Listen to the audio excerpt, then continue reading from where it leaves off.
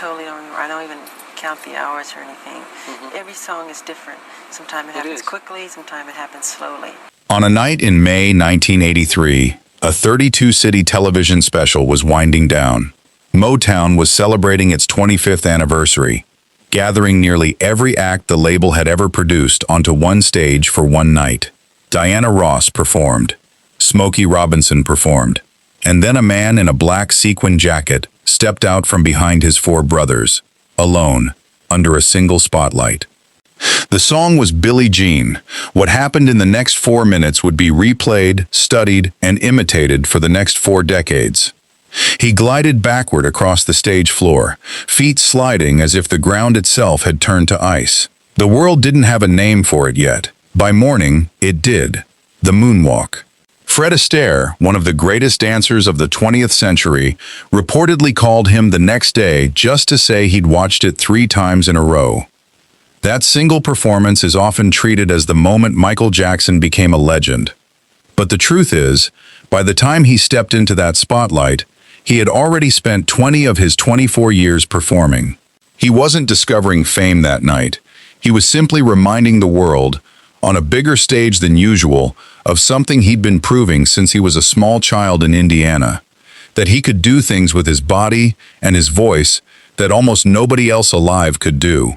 This is the story of how a boy from a 2-bedroom house in Gary, Indiana, became the best-selling solo artist in music history, and how that same boy became one of the most scrutinized, mythologized, and ultimately tragic figures of the 20th century. It's a story about extraordinary talent, and about the extraordinary price that sometimes comes with it. This is Michael Jackson, the rise, the myths, the man. Part 1. Gary, Indiana. Gary, Indiana, sits on the southern edge of Lake Michigan, about 25 miles from Chicago. In the middle of the 20th century, it was a company town in almost every sense, built, staffed, and sustained by a single massive steel mill that employed tens of thousands of workers. For black families migrating north during the decades of the Great Migration, Gary represented something rare: steady industrial work and the promise, if not always the reality, of a life beyond the segregated South. It was here, on August 29, 1958, that Michael Joseph Jackson was born, the 7th of what would eventually be 9 children of Joseph and Catherine Jackson. Joseph worked shifts at the steel mill, grinding out a living with his hands, but before the mill, he had briefly performed in a local R&B band called the Falcons. Music wasn't foreign to him. It was, in some ways, an unfinished chapter of his own life. Catherine, meanwhile, was a devout Jehovah's Witness, gentle by most accounts, who filled the family's small house on Jackson Street with gospel and country records, even as she raised 9 children on a tight budget in cramped quarters.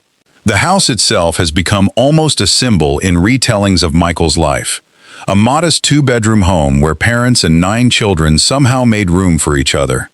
Money was scarce. Joseph's mill wages had to stretch across a large family, and by most accounts, the Jacksons were poor even by the standards of their working-class neighborhood. Joseph Jackson looked at his sons and saw an opportunity that he had never fully gotten for himself. He began organizing them, first Tito, Jackie, and Jermaine, into a singing group, drilling them for hours after school in the family's cramped living room. The discipline he imposed has been described by multiple family members over the years as intense, rigid, and at times physically harsh. Rehearsals were not optional. Mistakes were not tolerated gently. Whatever the psychological cost, and biographers have spent decades debating how much it shaped Michael's adult life, the results, in pure performance terms, were undeniable almost immediately. Michael and his brother Marlon joined the group as it expanded, and it quickly became clear that the youngest member wasn't simply keeping pace with his older brothers. He was outperforming them. By the age of 7 or 8, Michael was already mimicking the footwork of James Brown and the vocal runs of Jackie Wilson, with a level of instinct that unsettled adults who watched him do it.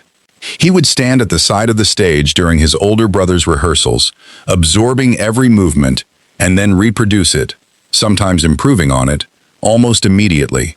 People who saw him perform live as a small child often described the same reaction: disbelief that a boy that age could move and sing with that much control. By 1966 and 1967, the newly named Jackson 5 were playing talent shows and local clubs throughout the Midwest, including a circuit of black theaters and clubs known informally as the Chitlin Circuit, where they opened for touring R&B acts and sharpened their stage presence in front of unforgiving audiences. It was an early, informal apprenticeship in showmanship, and Michael, still only 8 or 9 years old, was absorbing lessons about audience psychology that most performers don't learn until adulthood, if ever. By 1968, the Jackson 5's reputation had grown strong enough to reach Motown Records in Detroit, the most powerful black-owned record label in America, and the home of Diana Ross, Marvin Gaye, and Stevie Wonder. Motown founder Berry Gordy signed the group, relocated the entire family to Los Angeles, and set about turning them into a national phenomenon. The label crafted an origin myth for the group, the idea that Diana Ross herself had discovered them.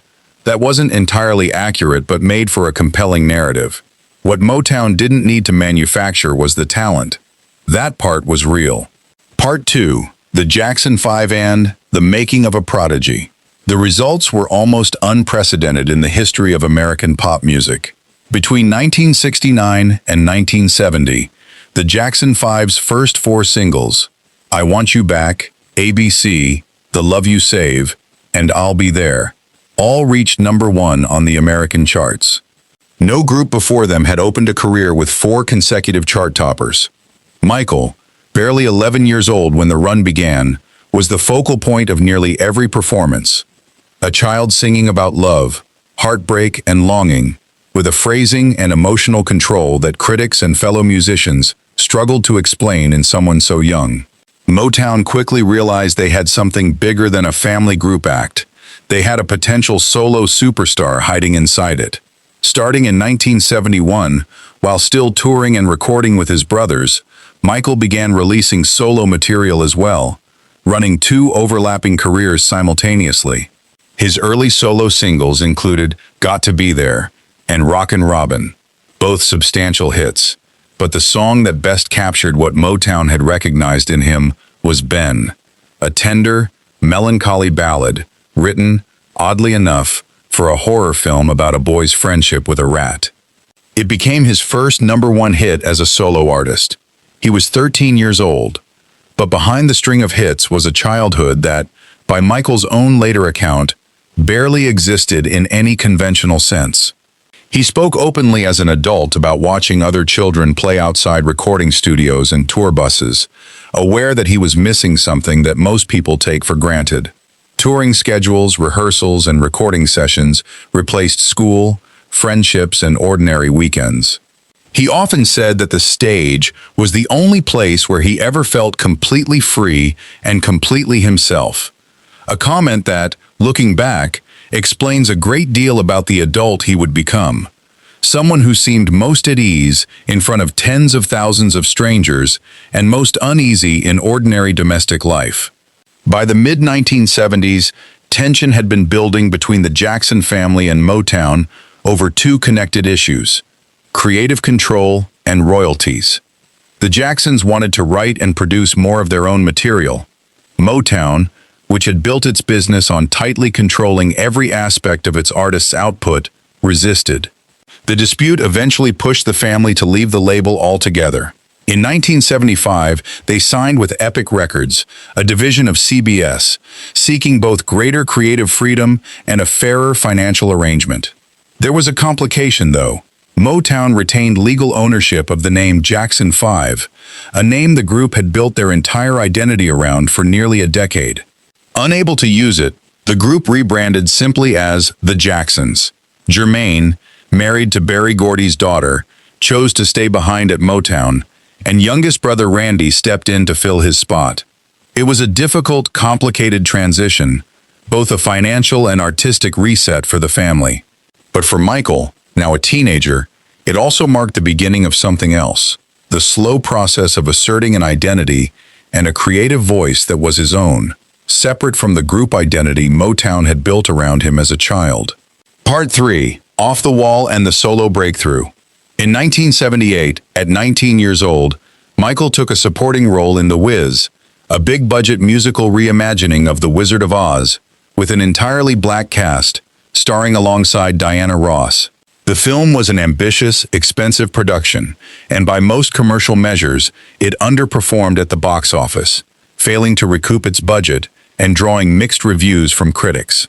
And yet that film quietly changed the entire trajectory of Michael's life, because on that set, he met the film's musical supervisor, a producer, arranger, and bandleader named Quincy Jones.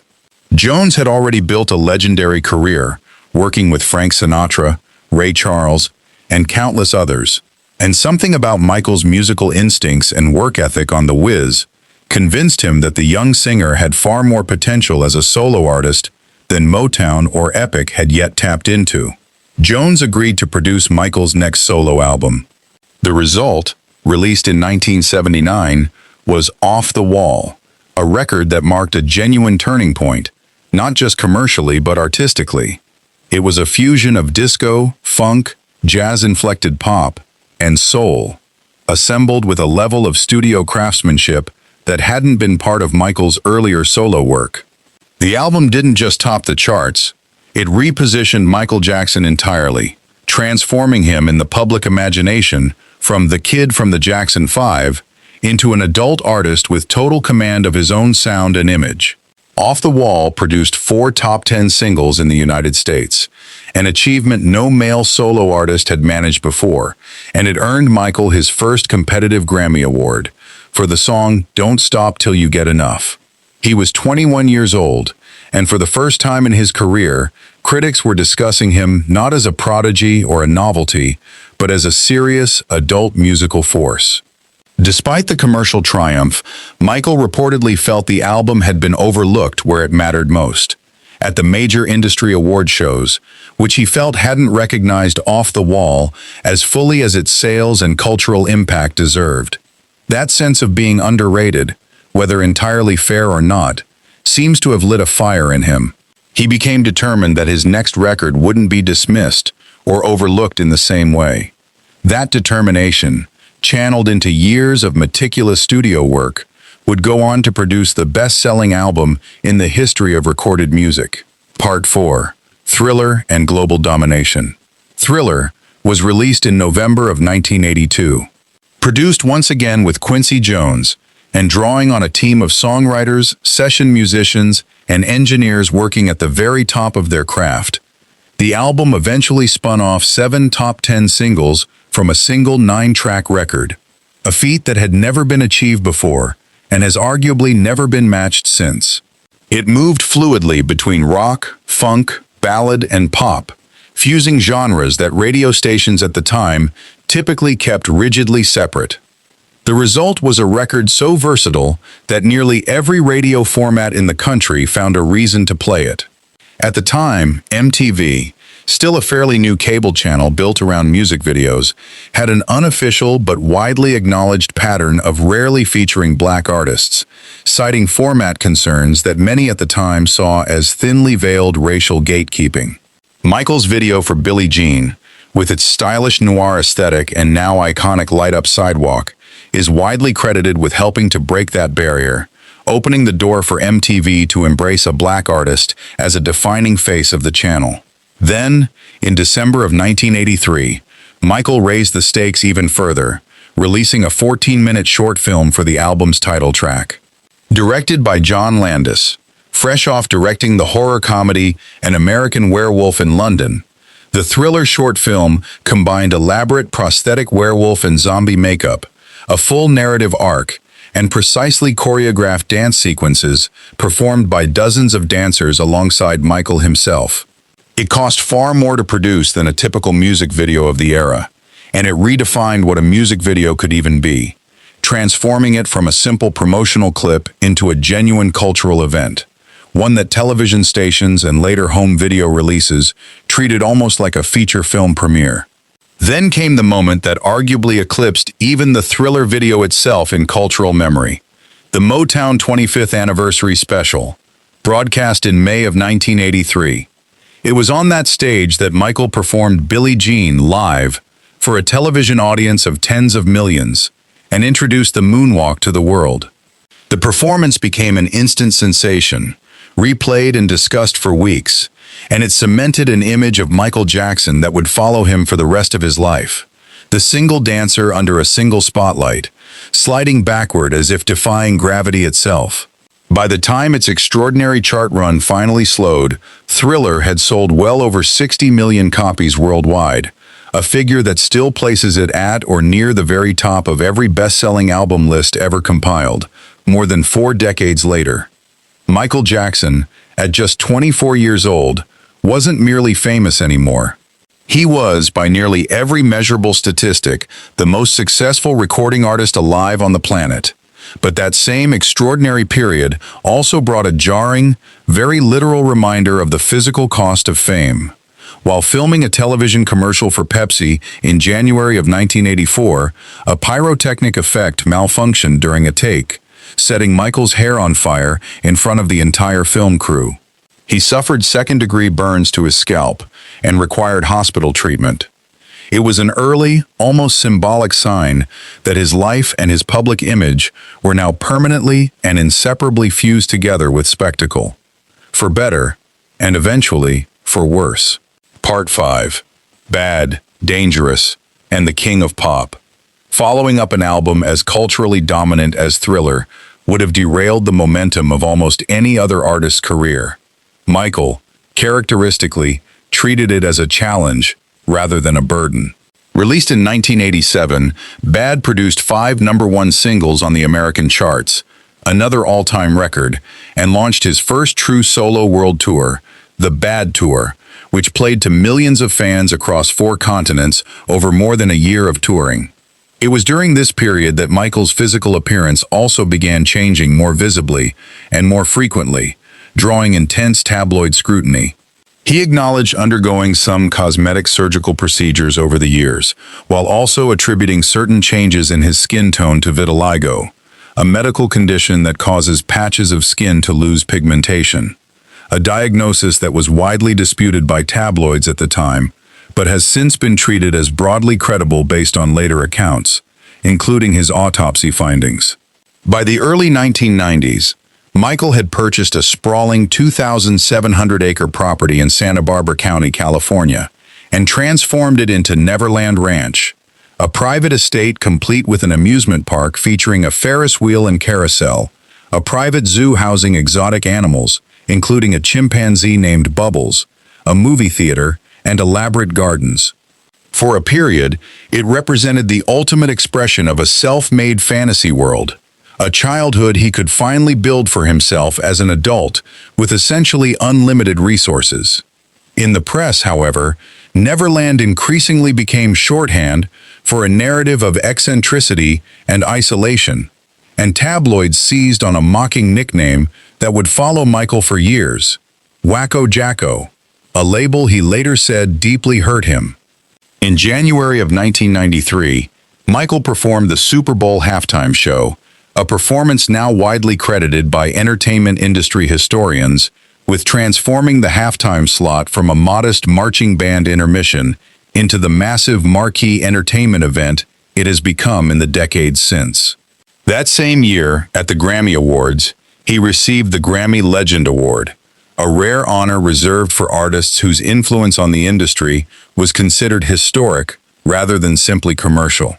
By this point, he had earned a title that the music industry itself had essentially endorsed, the King of Pop, a nickname reportedly encouraged in part by Elizabeth Taylor, one of his closest friends, during his introduction at an awards show. Part 6, Scandal and Scrutiny. But 1993 also marked a turning point of a very different and far darker kind. That August, a family filed a civil complaint accusing Michael of child sexual abuse. A criminal investigation was opened by authorities in Los Angeles and Santa Barbara counties, but it was ultimately closed without any criminal charges being filed. The civil case, however, was settled out of court in early 1994 for an undisclosed sum, with Michael denying any wrongdoing throughout the process and never being convicted of any crime in connection with it. The settlement, and the fact that Michael did not testify at a criminal trial, has remained a point of ongoing debate and interpretation among biographers, journalists, and the public ever since. The years that followed brought a series of highly public and often surprising personal chapters. In 1994, Michael married Lisa Marie Presley, the daughter of Elvis Presley, in a private ceremony in the Dominican Republic. The marriage, which surprised much of the public given its timing so soon after the 1993 allegations, ended in divorce in 1996. Later that same year, Michael married Debbie Rowe, a dermatology nurse he had known for years, and the couple had 2 children together, a son and a daughter. Before that marriage also ended in divorce in 1999. A third child was born to Michael in 2002 via a surrogate. Public scrutiny intensified further after a widely criticized incident in November of 2002, when Michael appeared on a hotel balcony in Berlin and briefly held his infant son out over the railing to show him to a crowd of fans gathered below. The moment was captured on camera by photographers and broadcast around the world within hours, drawing swift and widespread condemnation, including public criticism from child welfare advocates concerned about the obvious safety risk involved. Then, in February of 2003, British journalist Martin Bashir released a television documentary titled Living with Michael Jackson, built around extensive access to Michael at Neverland Ranch. In the documentary, Michael discussed the practice of sharing his bed with children who visited the ranch, describing it as an innocent, non-sexual comfort he offered to young guests, comparable, in his framing, to a grandparent sharing a bed with a grandchild. The public and media fallout was immediate and severe. Within months, based on a renewed investigation, Michael was formally indicted on multiple counts related to child sexual abuse allegations, involving a different family than the one from 1993. The resulting criminal trial, held in Santa Barbara County, began in early 2005 and lasted roughly 5 months, drawing saturation media coverage from outlets around the world, with camera crews and reporters camped outside the courthouse for the trial's entire duration. The prosecution called dozens of witnesses, and the defense mounted an extensive case challenging the credibility of the allegations. In June of 2005, after deliberating for days, the jury returned a verdict acquitting Michael Jackson on all 14 counts against him, including charges of child molestation, providing alcohol to a minor, and conspiracy. He left the courthouse a free man, legally cleared of every charge brought against him, but by nearly every account from people close to him, the trial had drained him, financially, physically, and psychologically. He largely left Neverland Ranch in the months that followed, and rarely returned to live there again, later saying that the property no longer felt like a place of safety or comfort to him. The allegations against Michael Jackson remain, to this day, one of the most disputed and polarizing chapters in celebrity history. He was acquitted in the one case that proceeded to a full criminal trial, and he denied any wrongdoing throughout his life, up until his death. Years later, in 2019, further allegations resurfaced publicly through a documentary titled Leaving Neverland, featuring 2 men who alleged they had been abused by Michael as children, decades earlier. That documentary reignited intense public debate that, in many circles, continues to this day. It is a genuinely difficult part of his story, one that resists easy resolution in either direction, and any honest account of his life has to hold that tension rather than smooth it over or erase it entirely. Part 7. Decline, Debt, and a Comeback Attempt. The years following the 2005 trial were difficult ones for Michael in nearly every respect. He lived largely outside the United States for an extended period, spending time in locations including Bahrain and Ireland, seemingly seeking some measure of privacy that had become impossible to find at home.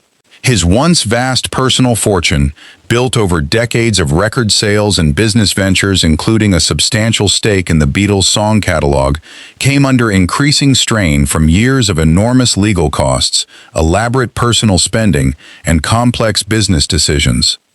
Neverland Ranch itself, the physical embodiment of the fantasy world Michael had built for himself, became a financial liability rather than a refuge. Facing mounting debt, Michael eventually lost direct control of the property through a series of refinancing arrangements with an investment company, effectively surrendering the estate he had once poured tens of millions of dollars into building. His physical and mental health, meanwhile, became a growing and increasingly visible concern to those around him. Friends, family members, and members of his professional team described a man who had become heavily reliant on prescription medications, particularly to manage chronic pain from old injuries and long-standing, severe insomnia, a pattern that would ultimately prove fatal. Despite all of this, in March of 2009, Michael stood before a packed press conference at London's O2 Arena and announced what was billed publicly as his final curtain call, a 50-date concert residency in London, titled, "This Is It." Tickets for the shows sold out within hours of going on sale, demonstrating that despite everything he had been through in the preceding years, the public appetite to see Michael Jackson perform live remained enormous. Rehearsal footage from the weeks leading up to the planned shows, later released as part of a documentary film, showed a performer who was still, at moments, capable of commanding a stage with startling energy and precision.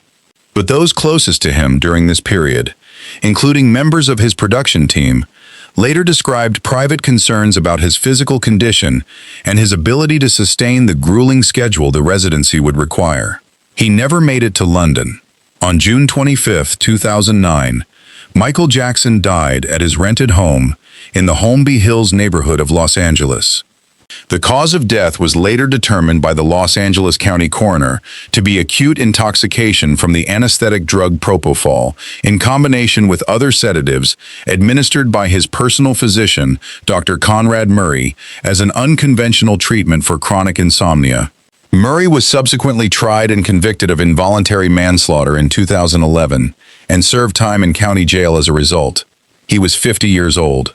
Within hours of the news breaking, spontaneous tribute vigils formed on streets in cities around the world, from Los Angeles to London to Tokyo. In the days that followed, Michael Jackson's music accounted for a genuinely staggering share of all songs streamed, downloaded, and purchased globally. A final, almost overwhelming testament to the scale of his reach as an artist, even after everything that had happened in the years before his death. Part 8. Legacy. It is genuinely difficult to overstate how much of modern pop music performance, as it exists today, traces its roots directly back to Michael Jackson. The elaborately choreographed group dance number, as a centerpiece of a pop performance, the treatment of the music video as a short film with its own narrative ambitions, the fluid movement between musical genres that record labels once kept rigidly separate on the radio dial. Much of this either began with him or was decisively popularized by him, and its influence is visible in essentially every major pop and R&B star who has emerged in the decades since. He also used his enormous platform for causes that extended well beyond music itself. In 1985, working alongside Lionel Richie, Michael co-wrote "We Are the World," a charity single recorded by an extraordinary gathering of the era's biggest music stars, which went on to raise tens of millions of dollars for famine relief efforts across Africa. Songs like "Man in the Mirror" and "Heal the World" carried explicit messages about personal and social responsibility, reflecting themes of self-reflection and collective care that Michael returned to repeatedly throughout his songwriting career, even as his own personal life grew increasingly complicated. And yet, for all of that influence and generosity, his legacy today remains genuinely and deeply split, in a way that very few other cultural figures of his stature can claim. To many, he stands simply as the greatest entertainer of his era, a once-in-a-generation talent who fundamentally redefined what a live performance, a music video, and a pop album could be, and whose influence remains audible and visible in popular music today. To others, his name has become permanently and painfully inseparable from the serious allegations that shadowed the final 2 decades of his life. Both of these things are part of the same historical record. Neither one cancels out or erases the other, no matter how much some might wish it were simpler. Michael Jackson spent his entire life chasing a spotlight that he first stepped into as a small child in Gary, Indiana. Long before he had any real say in the matter, he became, by nearly every commercial measure available, the most successful entertainer who has ever lived. He also became, by the end of his life, one of the most controversial and closely scrutinized public figures of his generation. Decades from now, people will very likely still be arguing about which of those two truths matters more, and that argument shows no sign of settling anytime soon. What is harder to argue with, whatever side of that debate a person falls on, is the 4 minutes of live television that opened this story. A single performance so singular, so instantly and permanently iconic, that an entire generation of performers who came after him have spent their careers trying, in one way or another, to reproduce it. Michael Jackson, 1958 to 2009.